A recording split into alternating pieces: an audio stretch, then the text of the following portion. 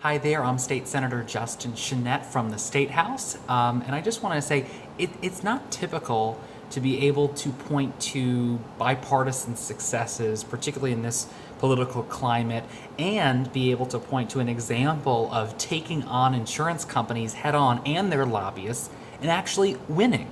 But I have an example for you. So, about a year and a half ago, a constituent of mine from Old Orchard Beach approached me about introducing legislation in an issue that she had. She has Lyme disease and was really facing hurdle after hurdle presented by her insurance company and other insurance companies from seeking the care and the treatment that specifically she needed that actually was effective. And it sort of illustrated an issue that not only this particular constituent had, but I think so many people across the state had, where there was a loophole in state law that allowed insurance companies to essentially opt out of providing coverage, coverage for particular treatment modalities and services, particularly when we're talking about licensed and certified care within the state of Maine. And so it got me thinking, we really need to fix this. And some of our New England neighbors have already done this. They've actually taken on a leadership role both in New Hampshire and Vermont and already closed their loopholes regarding this. And so we decided to put forward legislation. So I put forward a bill that would ban basically the discriminatory practices of insurance companies from covering what's called naturopathic care as part of their in-coverage network. And so naturopathic care is licensed, certified care within the state of Maine. These are licensed doctors. Their approach might be a little bit more alternative than the mainstream, but as we've seen sort of across the country and even across the world, that we're dealing with an epidemic where the big pharmaceutical companies really have a stranglehold on quote unquote health. And just because you take a pill doesn't mean you're necessarily fixing what's really ailing your body.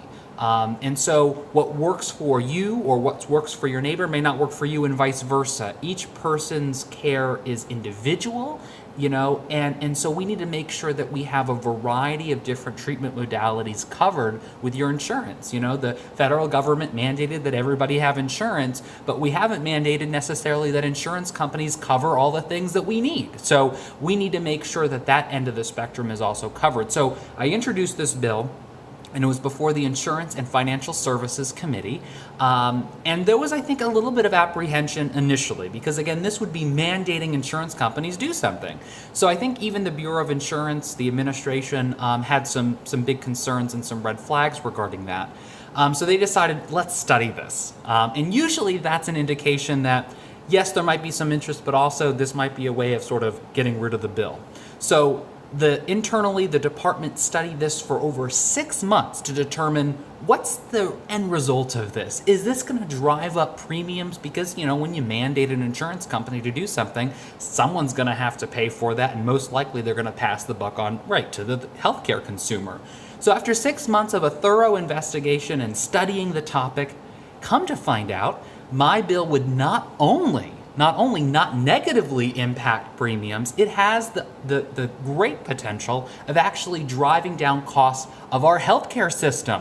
Fantastic. It's a win-win. So with that study, the Insurance and Financial Services Committee said, let's give it the green light. So I worked hand in hand, particularly with my Republican colleagues on the committee, to actually come up with a compromise moving forward that actually did close a loophole in state law, mandated insurance companies cover a wider range of services.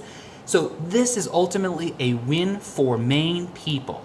This is a win for our healthcare system. So not only did we were able to pass this in the House and the Senate overwhelmingly, we were able to override a veto from Governor LePage. So that would not have happened without bipartisan support. So it's not only an example where if you have a good idea, we can actually work together and actually make it happen. It's a good example of how, regardless of party, we can actually help people at the end of the day. And so this is a very positive example of that. And so now my bill, my healthcare reform bill, is now law. And so we took on the health insurance companies, we took on their lobbyists that flooded the committee room, and we won in a bipartisan way. So this isn't a magic wand over our healthcare problems. There's a lot of more issues that we need solved, but this is a major step forward in a positive direction and a great example, a great success story of a path forward by working collaboratively together. I will continue to fight for the healthcare interests of Mainers any day over insurance companies, and this is a good example of that.